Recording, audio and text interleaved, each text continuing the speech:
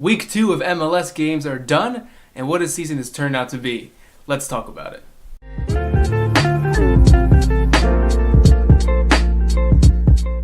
Hey, what's going on, guys? It's your boy Drew here, back for another video for all you MLS fans out there. In this video, we're going to be talking about, I'm going to be giving you guys my review / reaction to some of the MLS games that occurred this past weekend. So I did the week 1 review, now this is week 2. So I'm going to be trying to be doing this like after every week of games that MLS has. But before we get started, guys, as always, if you guys love MLS, if you guys love US soccer, and you guys want to see soccer grow in America and get the respect it deserves, hit that subscribe button and be part of the change, because that's what my channel's goal is to get soccer the respect and credibility it deserves in this country.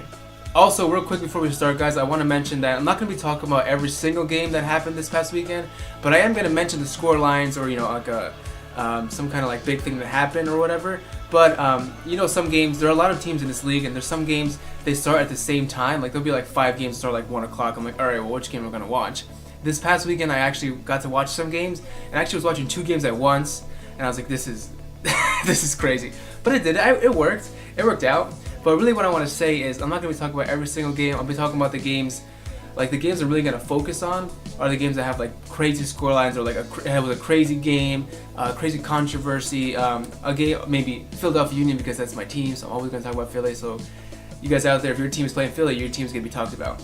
Which reminds me, if you guys want me to talk about your specific team in one of these weekend roundups, like if I've missed your team a lot, let me know down below, and I'll definitely make a big effort and actually talk about your team and their game in the next weekend roundup following your time that I get your comment. Alright, guys, so the first game I'm going to talk to you guys about obviously is the biggest game, I think personally, this past weekend, and that was LAFC going to Real Salt Lake. And that was crazy, and they totally wiped the floor with Real Salt Lake. I was live tweeting this game as I watched it. They really I thought this would be like a pretty even match, especially Real Salt Lake being at home. But man, LAFC is no joke. Like, they're looking like they're no joke. Their first win, their first game ever in their franchise history, was away at Seattle Sounders, and they beat Seattle Sounders 1-0 away. I'm like, holy crap, another away game, here we go. And they actually slaughtered Real Salt Lake. And they haven't played at home yet. So can you imagine how good they're going to be at home? This game could have easily been 7-1, 8-1 to LAFC, because the Real Salt Lake defense just didn't show up, and I was like actually shocked. I was like, wow, they're like really having a hard time coping with this LAFC attack. And man, I gotta give a shout out to Carlos Vela, because Carlos Vela in that midfield, like just going at it, was insane. He had what? Let me just check real quick. I have my phone here. Hope you guys don't mind. This is where I keep my notes. Yeah, Carlos Vela, he only scored 1 goal, but he pretty sure he made some assists. Yeah, he did. And Diego Rossi with a brace, man. Diego Rossi is awesome. Like his goals are nice. And at first, yeah, Real Salt Lake scored first. So João Plata with a penalty, which was a controversial penalty. There was no contact. There was contact. I was like, if he didn't jump, he would have gotten really hurt. So of course he had to jump and fall. Blah blah blah. Whatever. It was a penalty. They made it, and I was like, all right, here we go. LAFC's gonna have to come back from a 1-0 down deficit, and they did. They scored 5 unanswered goals, and I don't even know what else to say about this except the fact that I really want to see LAFC face a team that's really good in the league. Like, no offense to Real Salt Lake, and I know Seattle Sounders was a pretty big team, but they were missing some big key players, and they were getting ready for the CONCACAF Champions League. So you got to take that with a grain of salt, that win. What I'm really excited for LAFC is that their next game is going to be against LA Galaxy. And I'm like, that's going to be insane. Like finally two LA teams meet each other, going head to head. Oh man, that's gonna be good. I think LAFC might have the win there, just based off the Galaxy's form. I know they won their first game, but this next game that we're gonna talk about, they didn't do so good. So yeah, the next game, of course, is New York City FC at home hosting LA Galaxy, and I thought this was gonna be a pretty even match. Like, I thought this might end up as a close tie, but it turns out that it didn't. It turns out New York City were really on their game. They controlled the whole game for the most part. They scored the first two goals in the first half. LA Galaxy really couldn't respond until late in the second half, and that really wasn't enough to get back in the game. And I thought LA Galaxy would have more better form or better confidence to go into this game, coming off their win against Portland Timbers at home. So I was like, oh, maybe they might be back, in their groove, slowly becoming to the LA Galaxy that we all used to know that would dominate the league, but I don't know, maybe they can still get there, but they definitely weren't there during that game against New York City. I'm a pretty big David Villa fan. I love to see like how happy he is in New York City. When he scored his goal, he just seemed so happy. Even like the what was that guy's name? I gotta check. The guy who scored the first goal. He scored his first goal. Anton Tinnerholm. I think, yeah, he scored his first goal for the club. And even David Villa looked just so happy. And I like seeing David Villa happy. I like that he is happy in the league. That's really good for us. Like that he's happy here.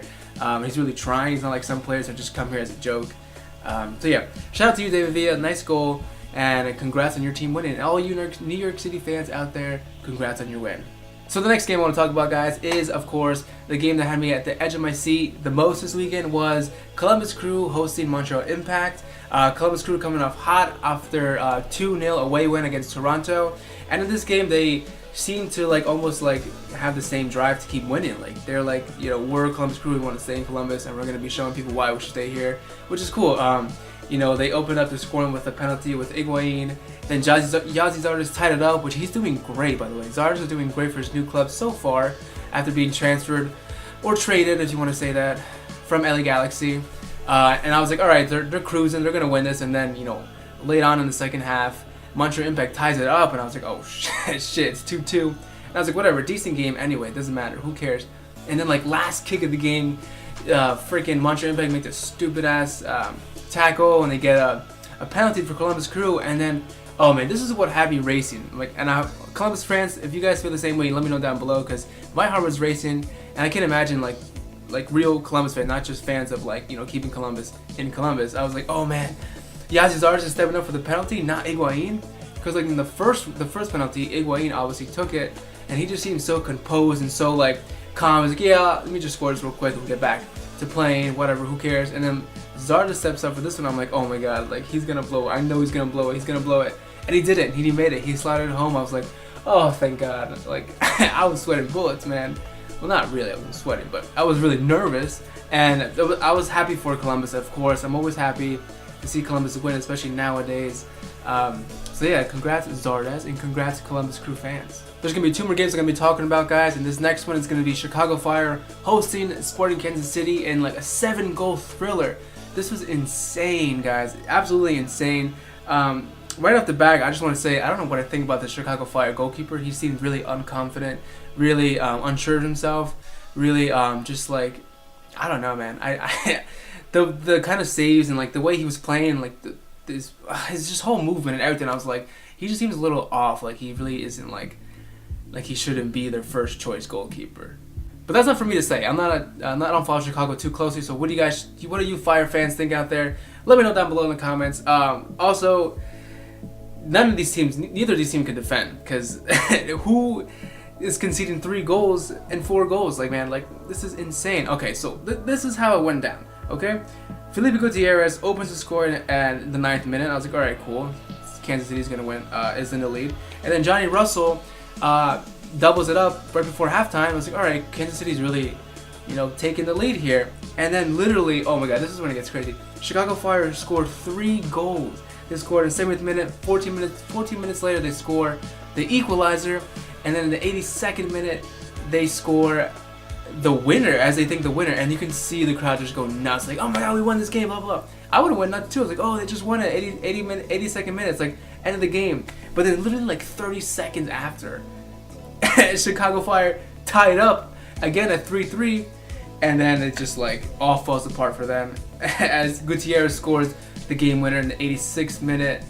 Yo, this is a crazy game. Like literally, like the last half hour of the game had 5 goals in it. Just think of that, 5 goals in like less than half an hour of soccer. Like that's what I feel like that's what most common Americans, like who don't really follow soccer too closely, want in soccer. They want like scorelines like this. They want like goals galore. Like, oh, they want it to be like 9-8, 7-5, like hockey scorelines. Like that's a different topic for a different video. Let's not get into that. Oh, sorry, texting my mom. Where are we? Oh yeah, we are talking about the next game, which is Atlanta United against DC United. Holy crap. So real quick soccer MLS fact. DC United is the only team to ever beat Atlanta United 3 times, and that was last season. I didn't look that up, just to guys know. I heard the commentator said that. But still, it's a fact. DC United continuously beat Atlanta United 3 times in a row. And I was like, yo, this is crazy. So then, obviously Atlanta United fans wanted a win here, like a huge win. Like, we should really beat DC United. And man, they did. And like, beautiful style too. I was watching this game and I was like, Atlanta United is playing beautifully. Like, Dr. Martino knows how to set up his team. Oh man, Almiron, he's insane. Like, Atlanta United is so lucky to have like such quality players. Like, I think they are like the most, how do you say, they have the most players with quality in their team. That's what I think. That's what I'm trying to say. Are you guys annoyed at me yet? So yeah, LA United totally dominated this game. DC United only managing 1 shot on goal, and that was just their goal, all the way at the end of the game, 86th minute.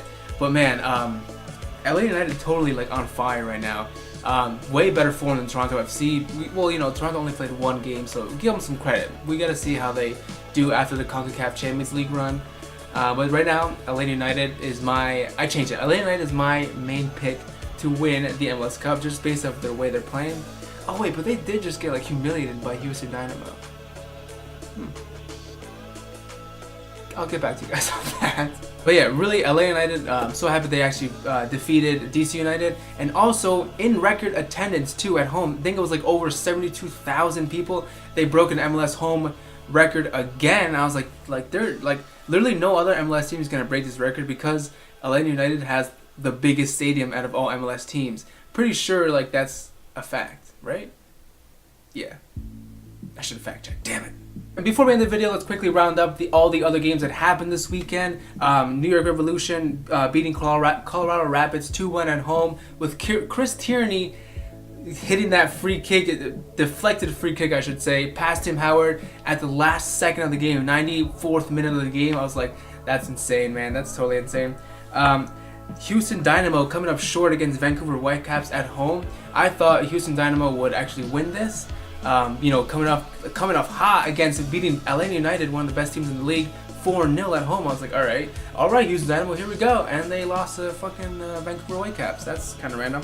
And then also New York Red Bulls totally obliterating Portland Timbers. Portland Timbers having a bad season start already.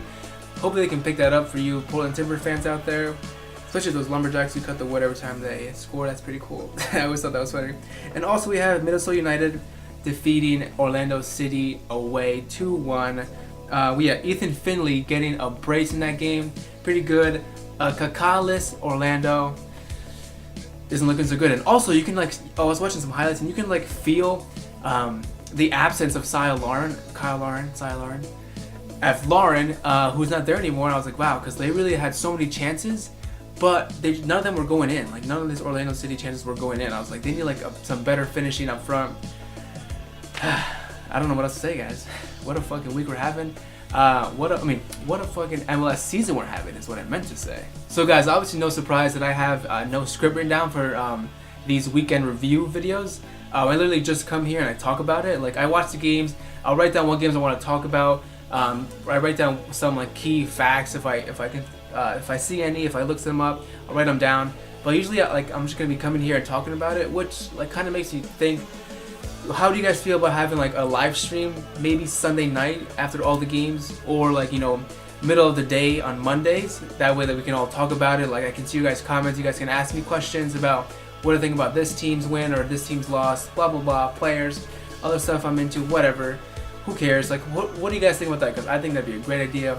Then we can all just sit here and talk shit all about the MLS and shit. I think that'd be pretty cool. But that's all I have for you guys today. Unfortunately, Philadelphia Union did not play, so I can't talk about Philly. So all you Philly fans out there, we're gonna have to wait till next weekend, which I know we can win it, guys. We can win this whole thing. We just believe in ourselves.